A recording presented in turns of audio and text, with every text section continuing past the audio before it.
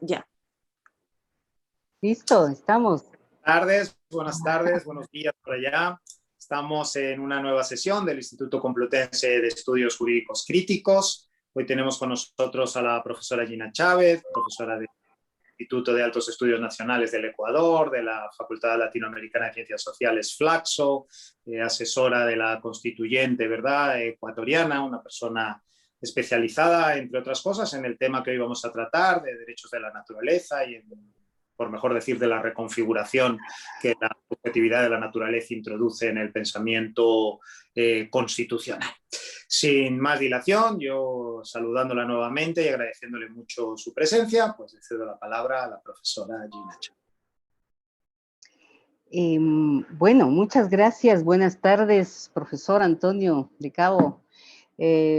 Yo privilegiada de poder participar en este curso, poder dirigirme a ustedes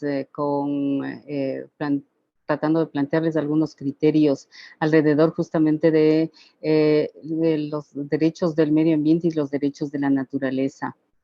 En el tiempo que tengo, quisiera plantear algunos temas y si es que hay posibilidades luego de establecer un diálogo respecto de los temas que se he planteado, bueno, estaré también abierta a eso. Entonces, ahora quisiera un poco, digamos, comenzar planteando que para poder entender en qué momento o qué es lo que plantea los derechos de la naturaleza, primero creo que tenemos que revisar un poquito de dónde venimos, ¿no? Y de dónde venimos, que es la idea de derechos ambientales, que es, digamos, con lo que comienza toda esta historia, ¿no? Y la ruptura que significa con esta idea de derechos ambientales que plantea el reconocimiento de los derechos de la naturaleza.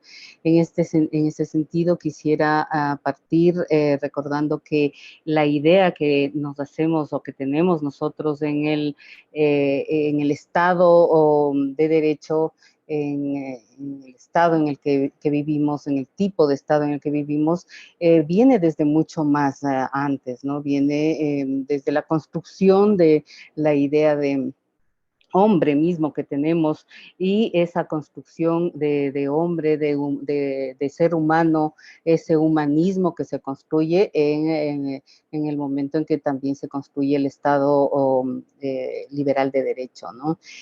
¿Cuál es esta idea? Esta idea, primero, digamos, se divorcia de la idea de humanidad que comenzó, digamos, o que se tenía en la época de la esclavitud, en donde unos eran humanos, otros no eran humanos. En el Estado liberal de derecho, teóricamente entran a todos los seres humanos o, digamos, todas las personas, las que están definidas como personas, entran a asumirse como humanos, ¿no?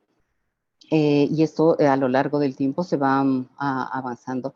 Esta idea de humanismo, digamos, este humanismo con el que nace el Estado social de derecho, es un humanismo muy acotado, además. Es un humanismo básicamente que se ha definido como un humanismo instrumentalista. ¿Por qué? Porque básicamente termina entendiéndose al humano en la estructura filosófica, teórica, política del Estado liberal, que básicamente responde a las necesidades o a los requerimientos de la revolución industrial, de las revoluciones industriales, también al desarrollo de la ciencia, la tecnología y todos los cambios que esto ha tenido, la expansión de las ciudades y básicamente las necesidades de acumulación del capital, ¿no? ¿Qué significa esto? Significa esto que básicamente el momento en que comienza nuestra sociedad a construir una idea de ambiente y de medio ambiente, entonces viene primero marcada por esta visión anterior de lo que es el humano, de lo que es el ser humano y de lo que es la sociedad humana por ende. ¿no? Aunque en un momento determinado, en la década de los 70 del siglo XX, se pretende enfrentar de una determinada manera esta que se denominará ya en ese momento la cuestión ambiental.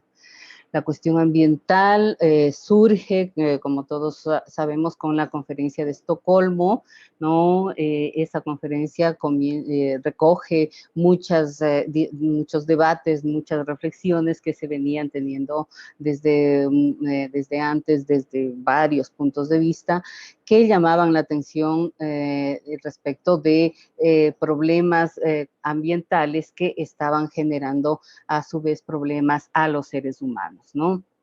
A partir de eso, pues se dan una serie de eventos internacionales, es decir, la comunidad internacional asume una, un interés para tratar este tema y a partir de ello se darán una serie de conferencias, de convenciones, de declaraciones, de principios, de protocolos básicamente relacionados al medio ambiente, relacionados a la diversidad biológica y relacionados al desarrollo sustentable y al cambio climático, ¿no? Fundamentalmente. El último de los eventos y el último de los instrumentos que se aprueba en este sentido es el Acuerdo de Escazú, que prácticamente entra en vigencia en este año y que básicamente lo que buscan, especialmente en este último acuerdo, es tratar de avanzar no solo en la atención que se llama a los países, a la comunidad internacional para que cuiden el medio ambiente, sino que también se pide resguardo para las personas que hacen defensa en el medio ambiente, digamos. Este es uno de los aportes más importantes que hace el Acuerdo de Escazú.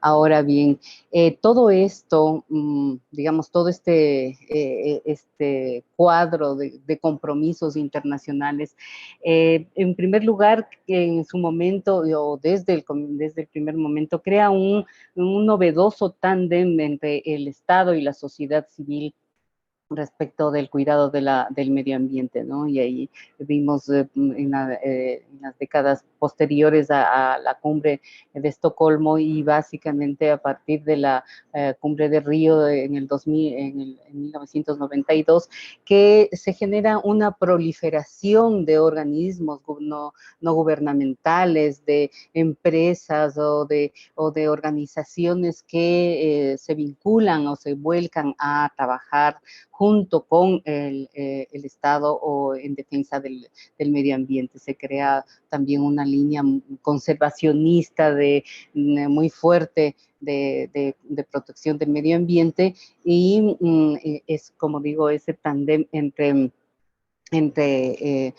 sociedad civil y Estado. Esta, digamos, ha sido una característica que ha ido digamos, que ha marcado permanentemente los debates y esto acompañado con políticas, con gestión gubernamental y con gestión de gobiernos locales que son llamados a defender la naturaleza en estos términos, ¿no? Pero estos términos básicamente son como se ha llamado mucho la atención desde varios puntos de vista, son básicamente términos economicistas, ¿no? Es decir, lo que finalmente se ha instaurado con todas estas, con todas estas visiones respecto del medio ambiente que básicamente están marcadas con la idea, con la tesis del desarrollo sustentable, que entiende básicamente que lo que circula no es vida, sino son recursos, ¿no? Entonces se plantea digamos, se plantea un cuidado y una protección que básicamente esté relacionada o que relacione esa protección con las necesidades del desarrollo que tienen las sociedades. A esto se ha denominado capitalismo ambiental, ¿no? Pese a que en esta fase se ha desarrollado una serie de principios, de criterios, de estándares que han dado incluso los tribunales, tanto nacionales como internacionales, pues esta visión, digamos, todo el ámbito de protección siempre ha encontrado como límite esta visión economicista y esta, digamos, esto que se ha denominado, digamos, esta visión que se ha denominado como capitalismo ambiental. ¿Qué es lo que en términos de criterios ha entregado todo esta fase, digamos, de compromisos internacionales de establecimiento de estándares?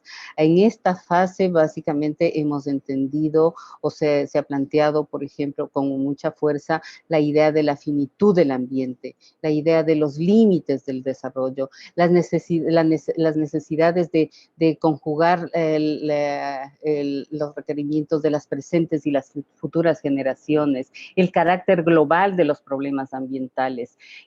Junto con ello también se han establecido algunos principios que tratan de orientar cómo resolver los conflictos ambientales, por ejemplo, como el principio precautelatorio que dice que no hace falta evidencias científicas para tomar medidas, la inversión de la carga de la prueba, el principio de quien contamina paga, ¿no? Y también se ha tratado de dejar en claro que digamos, la responsabilidad contractual del Estado y la responsabilidad objetiva del Estado frente a los problemas ambientales.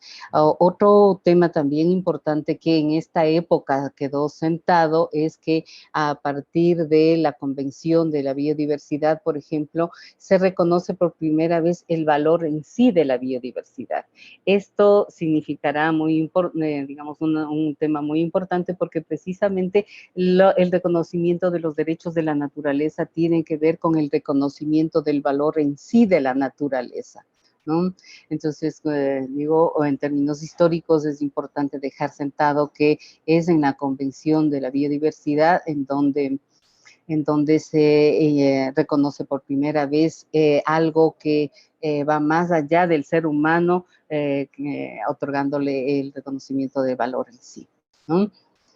Ahora, esto también no solo que se ha establecido, digamos, principios que luego entraron en la legislación nacional. Recordemos que, por ejemplo, en la década de los 70 se dio una primera ola de reformas constitucionales, me refiero a Latinoamérica, en donde comenzó a incluirse los temas ambientales en las constituciones. La Constitución de Panamá lo hace en el 72, la de Cuba en el 76, Perú 79, Ecuador en el 79 también, Chile en el 80, Honduras en el 82. Es decir, esta primera ola, digamos, primera ola de compromisos se asienta en las constituciones. Luego de la conferencia de Río, la conferencia de biodiversidad, vuelven a revisarse los términos constitucionales y, digamos, un grupo de países latinoamericanos vuelve a reformar sus constituciones para incluir los nuevos conceptos, entre otros, ¿no? Los nuevos conceptos de derecho ambiental digamos, que se van desarrollando en ese momento. Por ejemplo, se incluyen el reconocimiento de los derechos territoriales o de los derechos, se plantea, digamos, el reconocimiento de la vinculación de las formas de vida de los pueblos indígenas con la biodiversidad y la obligación de reconocer esta singular relación que existe para garantizar justamente, si queremos garantizar el medio ambiente, si queremos garantizar la integridad de la biodiversidad, entonces tenemos que garantizar las formas de vida de los pueblos indígenas, ¿no?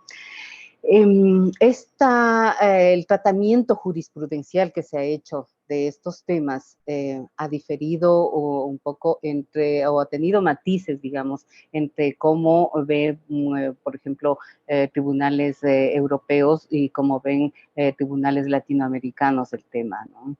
Solo para hacer alguna referencia, la jurisprudencia del Tribunal Constitucional Español, por ejemplo, entiende digamos, al ambiente como el disfrute de un medio ambiente adecuado para el desarrollo de la persona, ¿no?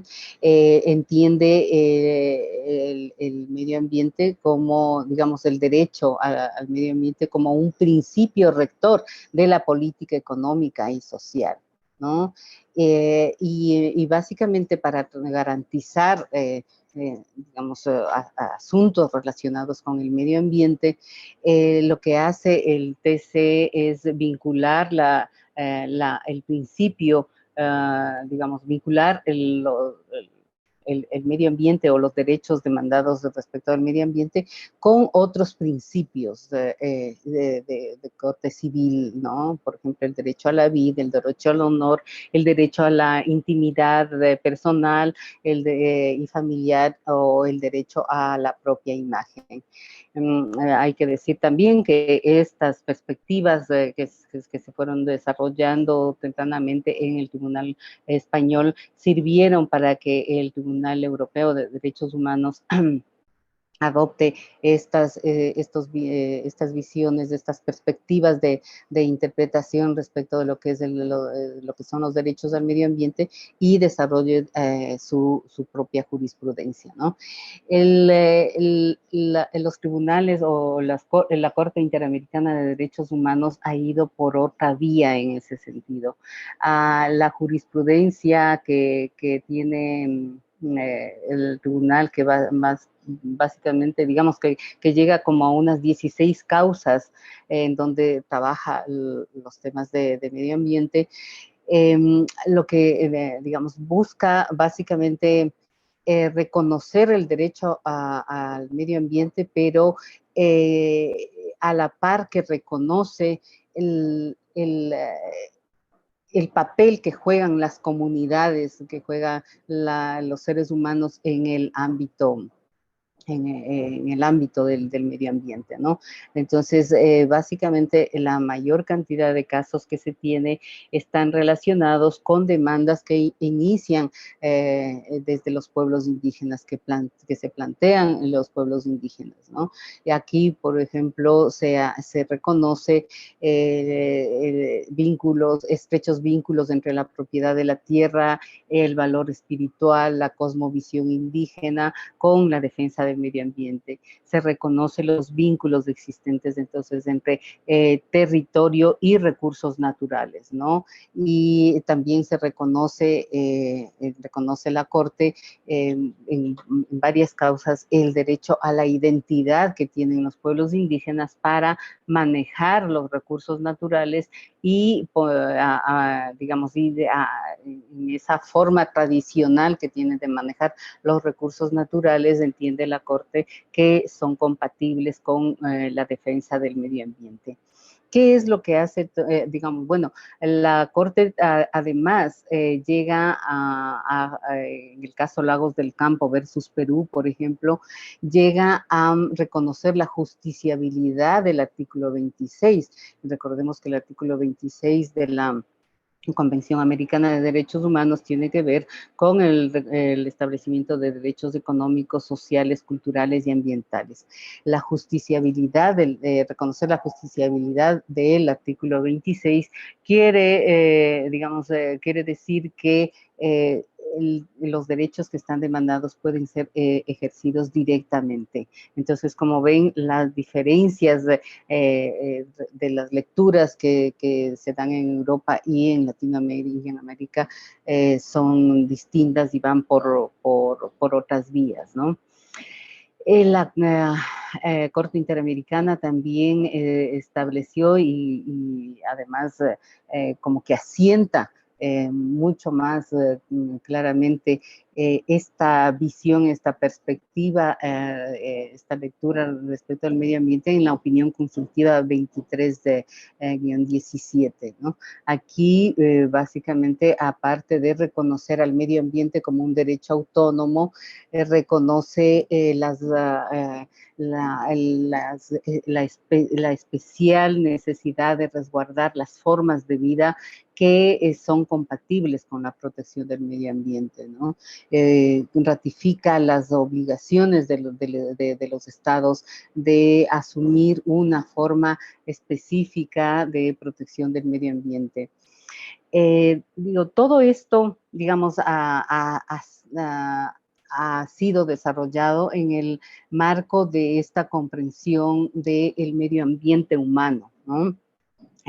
La idea de todas las instituciones creadas a partir de los instrumentos internacionales está orientada primero a no salirse de este cuadro instrumentalista de la naturaleza, es decir, cuando digo instrumentalista quiere decir que nosotros entendemos a la naturaleza, digamos, a la naturaleza en términos de ambiente, de medio ambiente, ¿no? Y esa en función de las necesidades del ser humano, ¿no? Y en función de las necesidades del ser humano, finalmente termina siendo en función de las necesidades del capital, de la industria, de la ciencia, qué sé yo, ¿no? Entonces, de ese instrumentalismo se habla justamente. Es a esta visión instrumentalista del medio ambiente y de la naturaleza que responde, ¿no? Que se responde desde distintas perspectivas y que se cuestionan justamente estas ideas que pretenden mirar digamos, que instrumentalizan la naturaleza en función de las necesidades humanas, ¿no? Y ahí podemos ver, por ejemplo, una serie de líneas de pensamiento, tanto en la filosofía como en la economía, en los discursos económicos, socioeconómicos, sociopolíticos que plantean una serie de cuestionamientos y una serie de reflexiones respecto de esto. Por ejemplo, qué sé yo, desde siglos pasados, ¿no? Desde el siglo XIX, por ejemplo, solo pensar en las propuestas de ética de la tierra que plantea Arnold Leopoldo o Jeremy Bentham, que reflexiona sobre lo que sería la ecología profunda, ¿no? En el siglo XX tenemos, por ejemplo, a Tom Regan, que habla sobre esta idea de que todo viviente debe ser considerado y tratado como un fin en sí mismo, ¿no? Hay una línea también muy importante de reflexión respecto de la ética humana o de la ética del humano, ¿no? Especialmente con relación a esta idea de entender que el humano debe desarrollar un sentido de prudencia frente a su propio dominio, ¿no? Esto, por ejemplo, relacionado con lo que ha pasado en la Primera y Segunda Guerra Mundial, especialmente, por ejemplo, con lo que vimos en Hiroshima y Nagasaki, en donde, de acuerdo a Michel Serres, por ejemplo, el ser humano descubrió una nueva forma de muerte, la muerte de la especie. Estas perspectivas, digamos, que vienen del pensamiento occidental, ¿no? También se suman a otras perspectivas que, por ejemplo, sostienen los pueblos indígenas, que hablan, que, digamos, que plantean la idea o lo que se denomina la filosofía de la Pachamama, ¿no? Para los pueblos indígenas, la Pachamama es el ser universal viviente ¿no? Es el ser viviente que sostiene la vida, ¿no? Y a partir de eso, el concepto que se mantiene es un concepto digamos, holístico, lo que se podría identificar como un concepto holístico, en donde todo está relacionado con todo, ¿no? A partir de esa idea, la concepción indígena, ¿no? Entienden al ser humano no como un ser fuera de la naturaleza, no como un ser por sobre la naturaleza, no como un ser destinado a dominar la naturaleza, ¿no? Sino como un ser parte de la naturaleza, ¿no? Reconoce la idea de superioridad, digamos, de la naturaleza, ¿no?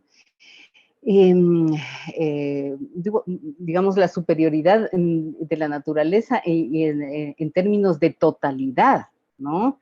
En términos digamos, de un espacio total del cual somos parte. Nosotros parte de la naturaleza, parte de la Tierra, parte del cosmos inclusive, ¿no? Y ahí, por ejemplo, en las concepciones, por ejemplo, de los teóricos de la hipótesis Gaia, como James Lovelock, o como Maturana, que a propósito acaba de fallecer hace poco tiempo, ¿no? Que hablan de la Tierra como un ser viviente, se reconocen, se cruzan y digamos, se identifican, coinciden en concepciones que hablan de relaciones holísticas y relaciones integradas, ¿no? Entonces, es justamente a partir de todas estas perspectivas que revisan el concepto de humanidad, que revisan especialmente las relaciones que se han establecido en el Estado, desde la formación del Estado liberal moderno, que se han establecido entre Estado, sociedad y naturaleza, que pretenden ser abordadas desde una nueva perspectiva, en la perspectiva de lo que se podría denominar un ecologismo del buen vivir, ¿no? Este ecologismo del buen vivir está basado especialmente en el reconocimiento de la naturaleza como sujeto de derecho, y al reconocer a la naturaleza como sujeto de derecho se está asumiendo estas perspectivas que pretenden, digamos, primero cuestionar el instrumentalismo ambientalista que ha estado vigente y proponer una nueva visión, un nuevo tipo de relación entre seres humanos y naturaleza. El inciso 2 del artículo 10 de la Constitución de la República del Ecuador dice: la naturaleza será sujeto de aquellos derechos que le reconozca la Constitución, ¿no? Con esta perspectiva, digamos, lo que se busca es, como digo, revisar y plantear desde otro punto de vista esta relación entre Estado, sociedad y naturaleza. Revisar digamos, todas las bases culturales sobre las cuales hemos entendido esta relación, y revisar en ese sentido maneras distintas, maneras diferentes de construir sociedades, no en términos de ser amigables a la naturaleza, sino en términos de asumir una nueva filosofía en la que nos entendamos, digamos, o pongamos o creemos otro espacio distinto, armónico con las otras formas de vida, ¿no? al ser humano. Esto, digamos, y ya quisiera un poco terminar para ver si es que entramos a algún diálogo. Esto básicamente estaría hablándonos de una suerte de transhumanismo, ¿no? Es decir, pensar al humano desde otra manera, ¿no? Ahora bien, el transhumanismo, la idea de transhumanismo ha venido desarrollándose desde distintas también perspectivas, ¿no? Por ejemplo, ay, perdón, perdón.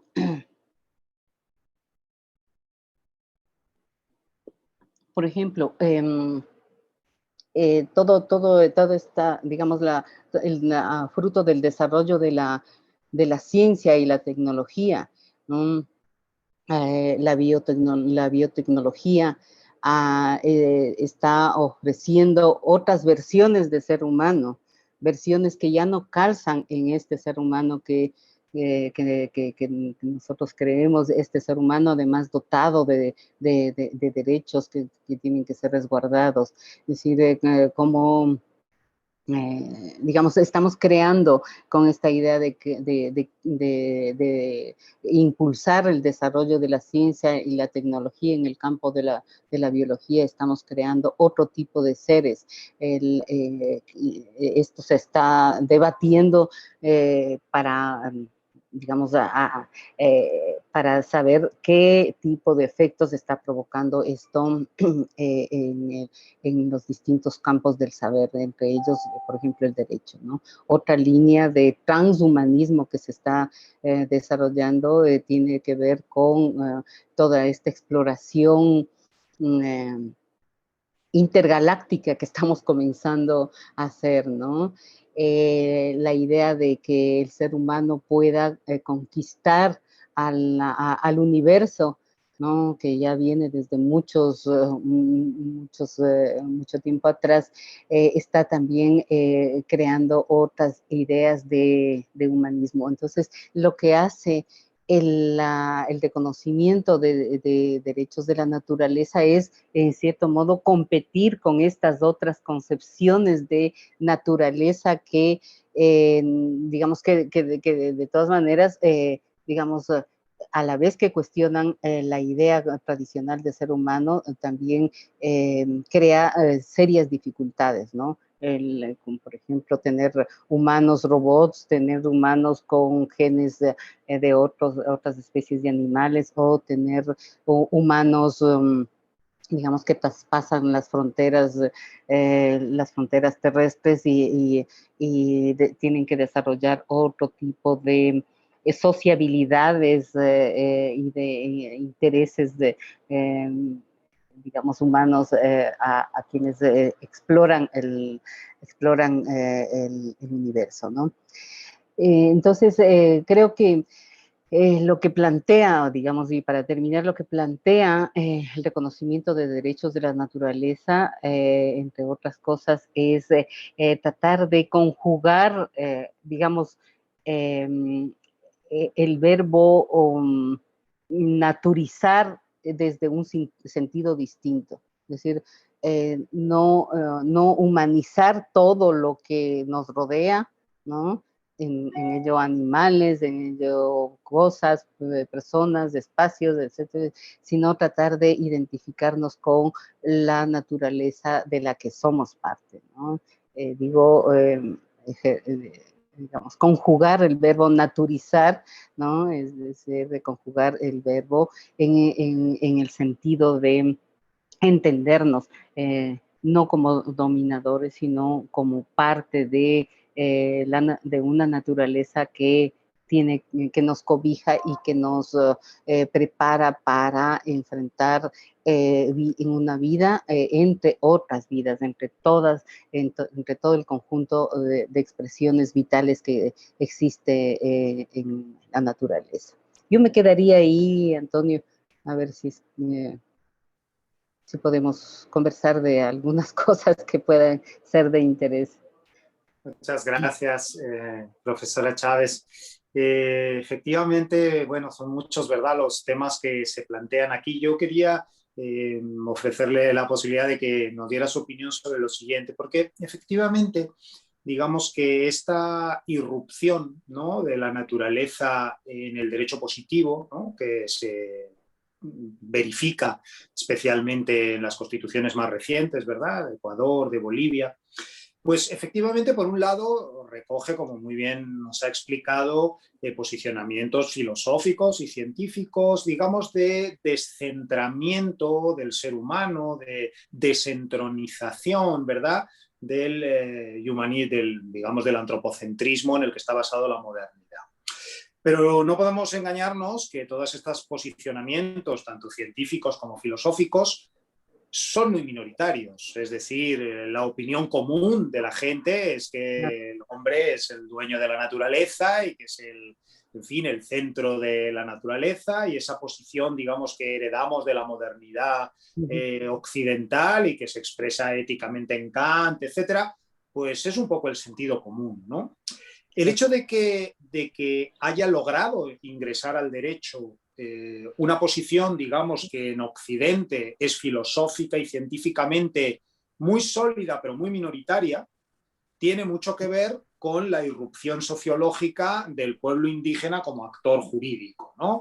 Es decir, es un pueblo en el que concepciones de ese tipo son mayoritarias y no minoritarias, el que ha conseguido colocar, ¿verdad?, en el juego de fuerzas que hay en toda constituyente, sobre el tapete del derecho, una ruptura epistemológica, ¿verdad?, y ética, con la introducción de la naturaleza como sujeto. Bueno, toda esta introducción es para decir que, en su opinión, ¿cómo están respondiendo los actores y agentes jurídicos ante esta novedad? Es decir, los actores y agentes jurídicos pertenecen a la cultura occidental más tradicional y se encuentran ahora con un derecho que les dice o que toma partido, ¿verdad?, por una posición que es mayoritaria en el pueblo indígena, pero minoritaria en el pueblo occidental. Por tanto, es de suponer que haya algún tipo, digamos, de desencuentro, ¿no?, entre los actores jurídicos y, en general, sobre los actores sociales, y en particular si la respuesta a esta ruptura epistemológica, etcétera, es diferente, por ejemplo, en el legislativo que en el ejecutivo, que en el judicial, es decir, si son más receptivos algunas áreas, ¿verdad?, de los agentes, de los actores jurídicos, si ha habido algún tipo de reacción o están todos a la espera, o en fin, o nadie ha movido ficha desde que irrumpe, ¿verdad?, esta nueva realidad de los derechos de la naturaleza, con lo que involucra no solo de reconocer derechos, sino de transformación general del sistema de los derechos y del derecho. Sí, bueno, es importante lo que tú planteas justamente para ver qué ha producido como reacción, ¿no? Primero, decir que en efecto, si bien es cierto, digamos, todo esto ocurre o surge desde la perspectiva indígena, pero también como expuesto, no solo los indígenas piensan esto, ¿no? Digamos, todos estos pensadores que he hecho referencia son europeos y norteamericanos, es decir, el mundo occidental también ha pensado en esto, y tú tienes absolutamente toda la razón de que es un pensamiento marginal, pero ese pensamiento marginal, digamos, al entrar en un esquema normativo, digamos, en las reglas de convivencia de la sociedad, va generando poco a poco digamos, unas rupturas, ¿no? Que, claro, o sea, creo que va a demorar para que esto pueda, digamos, para saber qué aliento ha tenido, hasta dónde llega esta influencia o qué tipo de influencias respecto del humanismo se van a sentar en estos últimos, digamos, en los tiempos posteriores, ¿no? Pero, por ejemplo, recordemos las mismas tesis del derecho, digamos, los derechos ambientales han sido marginal marginales en nuestras sociedades, a pesar de todo este andamiaje que tenemos de instrumentos internacionales, de grupos de trabajo, de empresas, de países que creo que en este momento serán muy pocos los países que no tengan una legislación o no tengan una normativa respecto del medio ambiente, ¿no? Esto, imagínate, desde la segunda mitad del siglo XX, no siempre ha estado, digamos, enfrentando las prioridades que los estados dan respecto de, por ejemplo, el desarrollo económico de las empresas, del desarrollo económico del país o de las necesidades de desarrollo científico que se tienen, ¿no? Eso por un lado. Y por otro lado, entonces, el reconocimiento de los derechos de la naturaleza siguen la misma suerte. Ahora, ¿qué vemos? ¿Hacia dónde ha ido esto, ¿no? Hay, digamos, dos tribunales constitucionales que tienen jurisprudencia sobre esto, el Tribunal Constitucional de Colombia y el Tribunal, digamos, y la Corte Constitucional Ecuatoriana tienen alguna jurisprudencia, poca aún respecto de derechos de la naturaleza. Lo que más se ha desarrollado en estos últimos tiempos son más bien, lo que más hemos visto, digamos, son decisiones que han tomado algunos tribunales nacionales, ¿no? Respecto de la resolución de causas en donde han reconocido algunos elementos de la naturaleza como sujetos de derecho, ¿no? Tenemos, por ejemplo, en Ecuador, en Perú, en Colombia, el reconocimiento de derechos de determinados ríos, ¿no? Como sujetos de derechos. Tenemos en India, tenemos en Australia, tenemos, digamos, o decisiones también de tribunales locales reconociendo, digamos, o sea, animales, o sea, a espacios naturales como sujetos de derecho.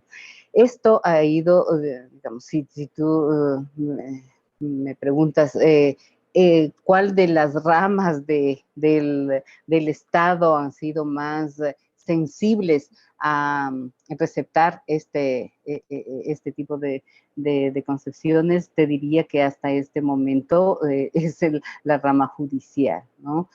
Porque, digamos, a los ejecutivos se les ha hecho mucho más difícil poder resolver el problema de la extracción de recursos naturales versus necesidades del desarrollo local, ¿no? Ahí, digamos, ha habido tibios esfuerzos, por ejemplo, de intentar salir de la matriz energética de nuestros países, hablo de Latinoamérica, que están muy vinculados a la extracción de recursos primarios, de recursos naturales primarios, ¿no? Y tratando de orientarse hacia una economía del conocimiento, pero eso también ha sido muy difícil, ¿no? Ha sido muy complicado y bueno, el intento que tuvimos en Ecuador este rato prácticamente está sellado, ¿no? Respecto de este camino de transformación o de salirse del marco de digamos, de una economía primaria para conducirse a una economía del conocimiento.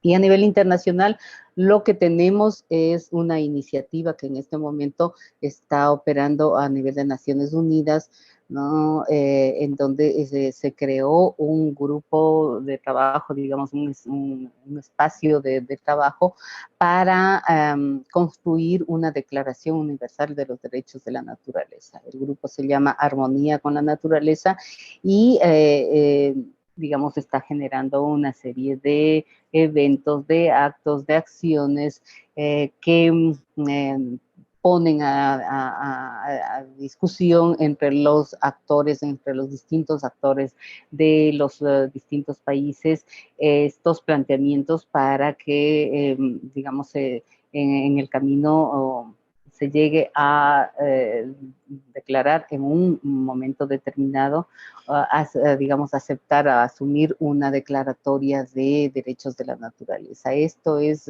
digamos, a grosso modo lo que se ha hecho, ¿no? Ahora los debates, los debates que se dan en los actuales momentos respecto del cambio climático, ¿no? También ha abierto y se han conjugado, digamos, en este conjunto de acciones, se han conjugado para poder, digamos, poner de manera más frecuente, más cotidiana, más insistente los temas ambientales, ya no solo desde una perspectiva de las necesidades del humano, sino desde una perspectiva, como digo, de reconocimiento de valor en sí de la naturaleza. El proceso constituyente chileno en este momento también abre la posibilidad de que digamos, se discuta y se incluya perspectivas ecosociales, digamos, ¿no? En la Constitución que irán reconociendo. Que terminarán reconociendo en el momento oportuno. Eso y el trabajo de una sociedad civil que también es marginal, hay que reconocer, pero que creo que digamos, que va calando, ¿no? Que estos discursos van calando poco a poco, muy sutilmente, creo yo, en la sociedad. Vemos, por ejemplo, una juventud bastante sensibilizada frente a los problemas ambientales y los problemas de la naturaleza, y esos son un poco los campos en los que se va trabajando para poder bueno, ir, digamos, rompiendo las concepciones tradicionales, ¿no? Que han estado vigentes hasta este momento. Muchas gracias. Quería plantearle una última cuestión para ir ya cerrando esta sesión. En otro foro, comentando, ¿verdad?, alguna de las innovaciones o novedades que presenta el panorama de los derechos en los últimos 20 o 25 años, salía a colación el hecho de que mientras que en el contexto latinoamericano ha aflorado todo esto que venimos hablando de los derechos de la naturaleza, en el contexto europeo se habría trabajado más en la línea de los así llamados derechos de los animales, ¿verdad? Desde que Peter Singer publicó el libro Proyecto Gran Simio, etcétera, bueno, pues está hablando de esta subjetivización de los animales. Lo que yo quería su opinión es sobre la siguiente afirmación. En contra de lo que pudiera parecer, estos dos proyectos responden, a mi juicio, a principios muy diferentes.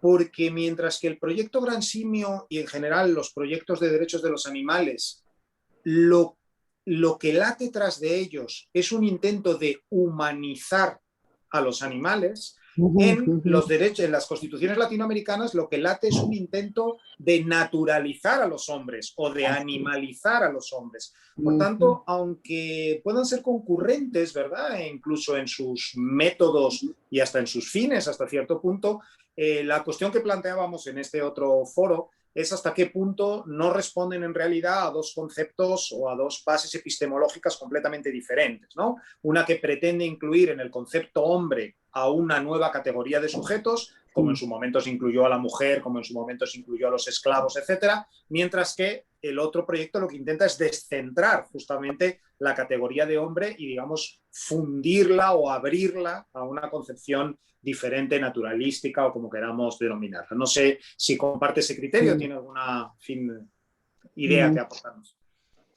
No, sí, yo comparto plenamente esto que tú planteas, porque es claro, ¿no? Y yo por eso decía que lo que tendríamos es que, digamos, o lo que pretende o lo que plantea la perspectiva de los derechos de la naturaleza es naturizar al ser humano, digamos, naturizar a la sociedad, ¿no?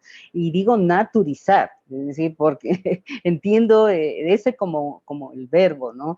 Es decir, actuar entendiendo que somos parte de un conjunto de formas de vida, ¿no? que existen en la naturaleza y en el cosmos, ¿no? Y que no necesariamente, como tú dices, las perspectivas de los animalistas tienen y sostienen, ¿no? La perspectiva de los animalistas está sentada básicamente en la idea de, digamos, de resaltar las capacidades de sentir de los animales, ¿no? Y por eso, en ese sentido, lo que se hace o lo que se plantea es reconocer a los animales como sujetos de derecho, porque reconocemos, ¿no? que tienen una capacidad de sentir. Por otro lado, también se basa en una idea compasiva del ser humano, ¿no? El ser humano es compasivo respecto de otros seres vivos, especialmente animales, porque eso no se reconoce, por ejemplo, a los vegetales, o no se reconoce a los ecosistemas, ¿no? Los ecosistemas que no son una suma de animales o una suma de vegetales, sino, digamos, es un sistema en sí, ¿no? que funciona independientemente de los intereses o de lo que haga o deje de hacer el ser humano, ¿no? Esta apelación a, lo, a la capacidad de sentimiento y esta apelación a la capacidad de compasión del ser humano respecto de los animales, tiene sus límites y creo yo, y que efectivamente tiene, digamos, no es la línea que lleva el reconocimiento de derechos de la naturaleza. Aquí, digamos, por esta línea, creo que lo que se busca es consolidar una idea en la que asumimos la conciencia de que somos seres humanos entre muchas expresiones de vida que existen, ¿no? Y que en ese sentido la construcción de las responsabilidades, la construcción de los compromisos históricos y de los compromisos contemporáneos tiene que ser construida sobre esa base, ¿no? Entonces, a eso, digamos, las perspectivas de un biocentrismo, ¿no? Digamos, tratan de asentarse en esta idea de que tenemos que construir otros parámetros para el ser humano que no sean depredadores o que no sean, digamos, no sean agresivos para el resto de formas de vida, ¿no? Y en términos de construir una sociedad, entonces significa plantear el redefinir la relación entre Estado, sociedad y naturaleza bajo justamente estos conceptos de digamos, de derechos de la naturaleza, de valor en sí de la naturaleza, ¿no? Y encontrarnos con este concepto de buen vivir del ser humano, que implica no categorías exclusivamente económicas, sino implican categorías, digamos, integrales, en donde digamos, los ámbitos materiales del ser humano se combinan con las necesidades de otra naturaleza, psíquicas, espirituales, eh, digamos, y las necesidades básicamente de construir una nueva sociedad, ¿no? Y como digo también, esto, digamos, está en competencia con fuertes posiciones también filosóficas y posiciones básicamente del pensamiento que se desarrollado por otras ramas del conocimiento, la ciencia, la tecnología, en donde pues por el poder que tienen nos están llevando a la humanidad a lugares en donde el mismo ser humano, digamos, está en verdadero peligro, ¿no? En ese sentido, el debate o el planteamiento del reconocimiento de derechos de la naturaleza es también un cuestionamiento a los rumbos que está tomando en la actualidad